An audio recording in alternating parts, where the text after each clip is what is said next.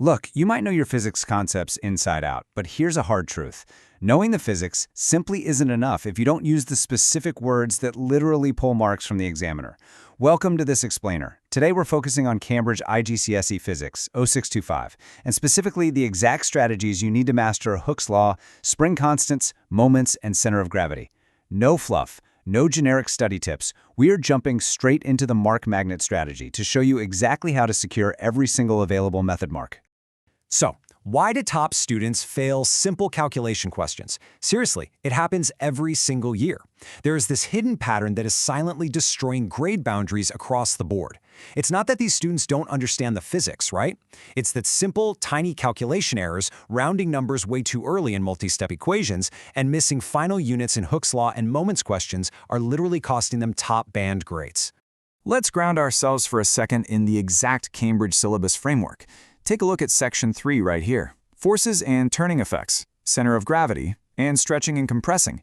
Everything we are discussing in this explainer is directly tied to what the Cambridge 0625 examiners are actively looking for. Because honestly, if it's not in this framework, we are not going to waste our time on it. Now this right here reveals exactly why ordinary revision fails. You can sit there and memorize the textbook cover to cover, but if you commit these hidden mark killers, you lose.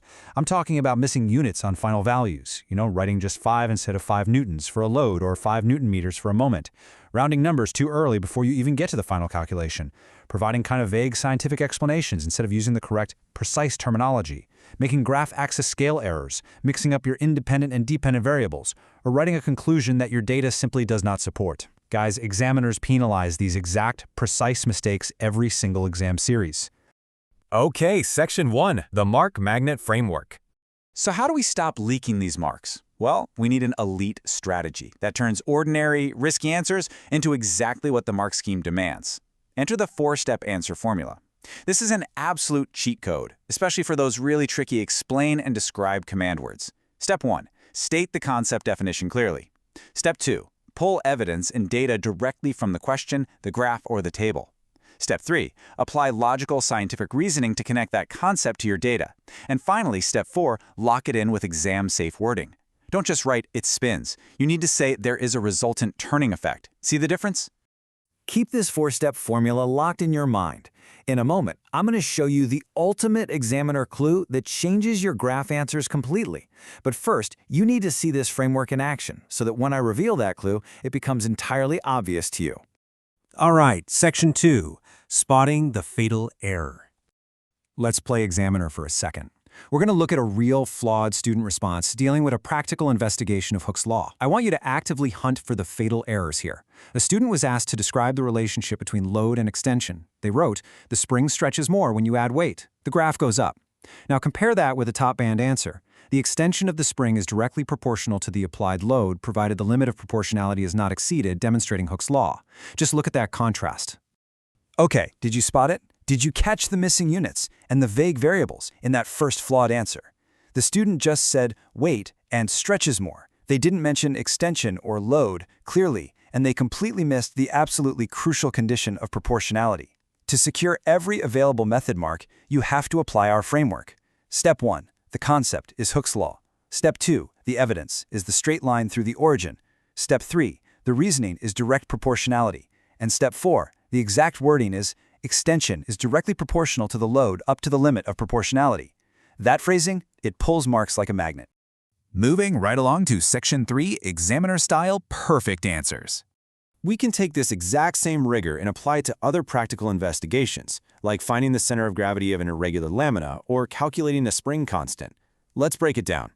Under apparatus, a flawed answer might vaguely say something like, "use a ruler." No, the top band correction dictates clear variables and units, like measure the perpendicular distance from the pivot in meters for a moments calculation. Under graphs, we fix axis scale errors by ensuring standard linear scales and calculating gradients using a large, clearly marked triangle to find the spring constant. And under results, instead of just ignoring anomalies, a top band student actually identifies them and performs accuracy and reliability checks, like maybe by balancing that lamina on a pin multiple times to ensure the center of gravity is pinpointed perfectly. And here is that examiner clue I promised you earlier regarding graph scales and gradients. When you are faced with the absolute hardest evaluate command words, The secret is entirely in how you handle the data's imperfections. Identifying uncertainties, literally circling anomalies on your graph before calculating your gradient, and suggesting really specific ways to improve experimental accuracy, like viewing the ruler at eye level to avoid parallax error, that directly fulfills those top-band evaluation requirements. It proves to the examiner you are thinking like a real physicist, not just a calculator. Almost there. Section 4, the final exam checkpoint.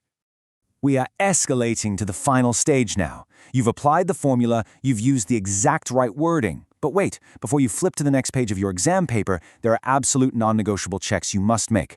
I need you to burn this final answer checklist into your memory. Number 1, are your values substituted correctly into the equation? For example, did you remember that a moment is force times perpendicular distance? 2, are your units included? 3, are your significant figures appropriate, usually matching the data given in the question? 4, are your graph scales standard? And 5, is the final value physically reasonable?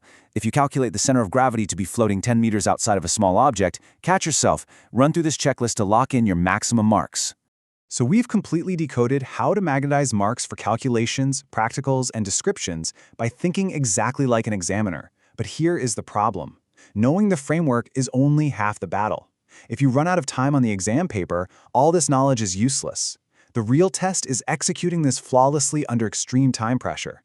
That's why your mandatory next step is our timed answer writing system explainer, where we take this exact framework and show you how to deploy it against the clock.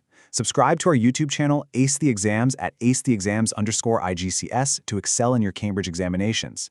Click the video on your screen right now to master the timed answer writing system, and I'll see you over there.